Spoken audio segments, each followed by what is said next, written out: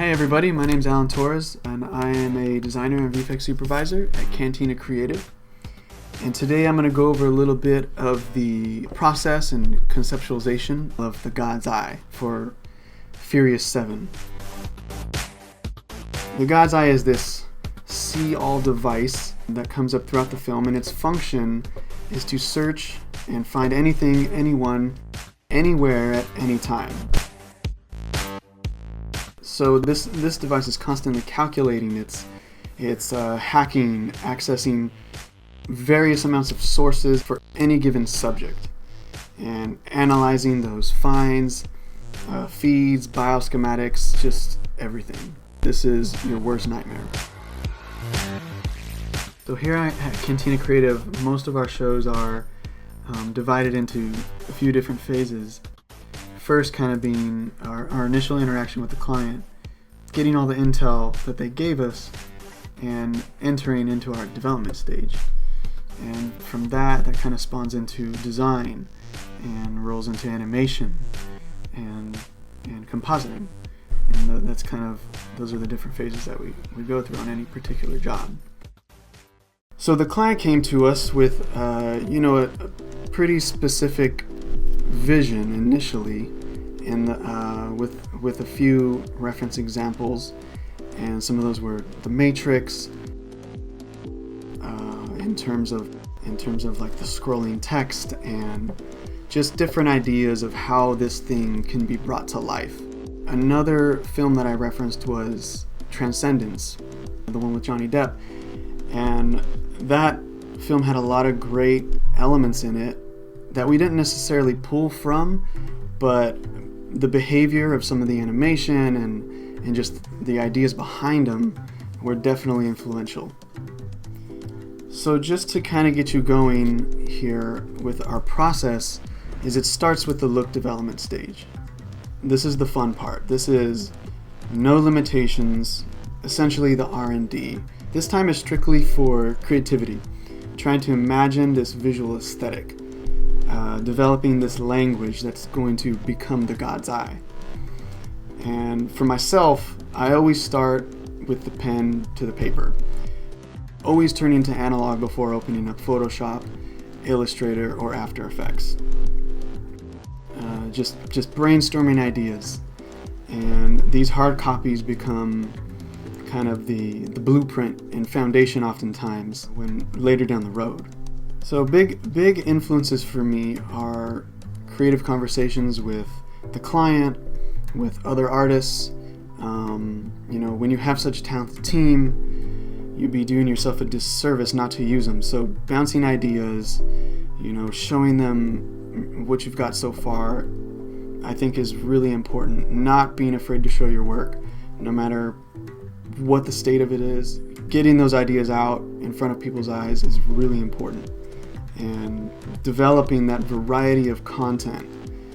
Feel free to just go crazy across the spectrum in terms of how dynamic or different you want these looks to be. Starting to build that foundation of assets that can potentially be the direction you head in. But on top of that, it's critical that every department interfaces with each other, because as a designer, you're working and you're jamming on these looks, and it looks really pretty, in Photoshop or in Illustrator, but it's awesome to kind of bounce that off of, say, a compositor who is really the last leg and is going to make this thing integrated into that feature. And they are the ones that are going to fit it into the world that you're creating for. As a supervisor, it's important to really cultivate all the departments together, and so everyone's on the same page to create the best work. And just as a side note, as a designer, it's important to think like that as you're working. One important philosophy is to never fall in love with version 1. Version 1 for me, and I'm a designer, so I know what it's like to start on something and just fixate on it and make it really beautiful, and it's this amazing image, and then you can't do nothing with it. Version 1 is pretty much the conversation starter. You have to have those internal dialogues with yourself and be really honest with yourself. So this is kind of a quick look into that development stage.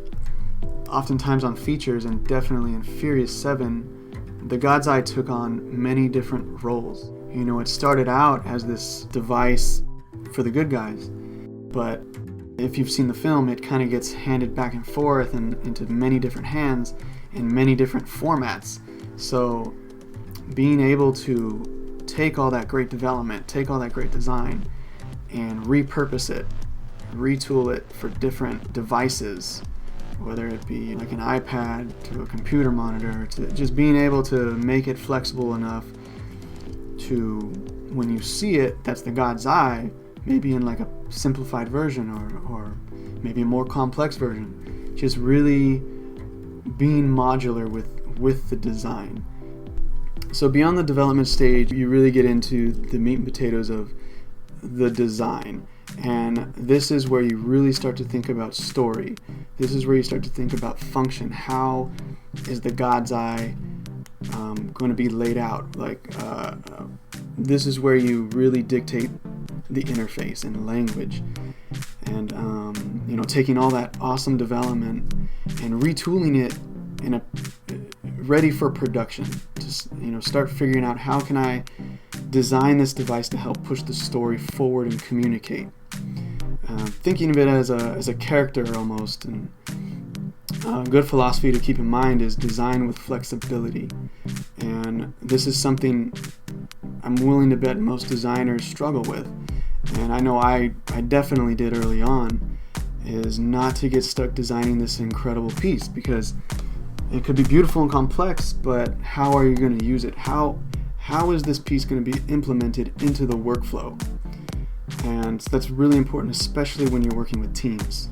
You have to know that although this is your work, it's really not. This thing is going to be handed off to a number of people, and they need to be able to just come in and use it efficiently and so on. So that's a really important philosophy to keep in mind, designing with flexibility. A big aesthetic concern I had on this show early on was the design versatility. Once we got into it a bit more, into the thick of the job, it became clear just how much of a role the God's Eye was going to play in this film. So I had to kind of switch up my thinking and how to mass produce all these elements. So I tried to compensate by adjusting the language to become more modular, thinking of it almost as a library of assets to pull from, so that any artist can create layouts and based off any given story point can create. So that was my hope anyway, so to allow these artists to just come in and plug and play with all these designs. I like to treat design a lot like animation, and what I mean by that is blocking in shapes, blocking in grids, especially when you're working with UI. There's always a basic grid to it all, and once you establish that, then you can begin to play with the layout. But there's always like an underlying uniform to these designs. So the first thing I do is block in all those shapes and start kind of organizing the layout of the language. And then, like animation, you go back in and then you dress it up with all the the sexy details and the color and the polishing finish. So after you're getting through the design process, which is never really over, but you have to at least put a bookmark in it and get going into animation, and that's how we're going to bring this thing to life. So while I'm deep in the design process, I'm thinking about how I'm going to make this thing behave. How am I going to animate the God's Eye? Speed, timing. How is this thing going to crank through data and kind of absorbing some of the story points and information that the client is giving us, and transitioning that into a visual language. So for God's Eye, there was two definitive forms of animation. The most important is obviously the story point animation, And that's not always the first to be flushed out. It's oftentimes the last. But, at the end of the day, our job is to visually move the story forward through our design and animation.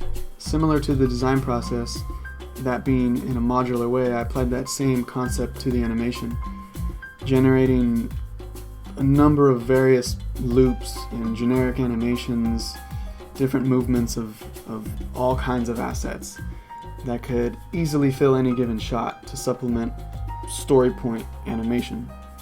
The God's Eye originally started out more grid-based. It was a little sleeker, a little more structured. Elements had a specific place to live. As the show went on, that changed a little bit, and that goes back to not getting attached to any early development, and being modular. It all ties together. You need to be able to roll with the changes that the clients might have, that you might have internally if things aren't working.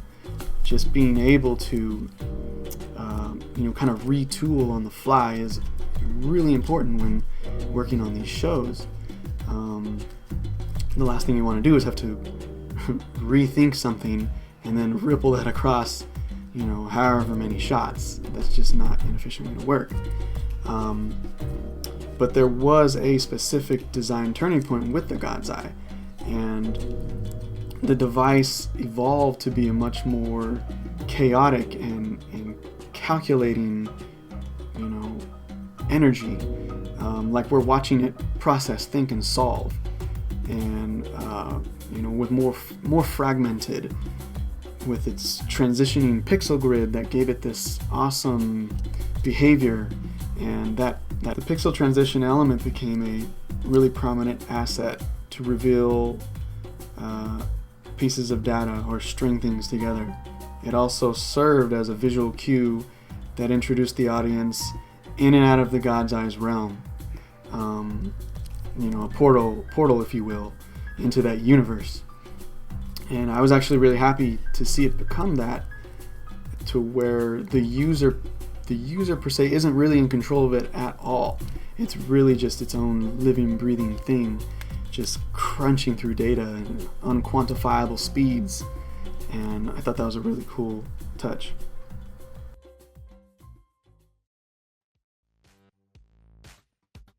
A key and really fun element of working on films like this is the collaboration of artists. And I really want to stress that this work isn't done by just a couple of people. This is a creative process that is really rewarding when it's collaborative. And we all make each other better, but it really was a talented team that brought the God's Eye device to life. And when I'm surrounded by people with such strong work ethics and such talent, it really does push me to focus and kind of harness that creative juice. I think that Cantina has done a great job at cultivating that environment for us. It is vital to be surrounded with such people that are better at you than certain things, and that's how you learn. So having that open collaboration allows you to learn faster and better your skills and ideas as an artist. Hope you guys enjoyed that. For more cool work and demos, please visit cantinacreative.com.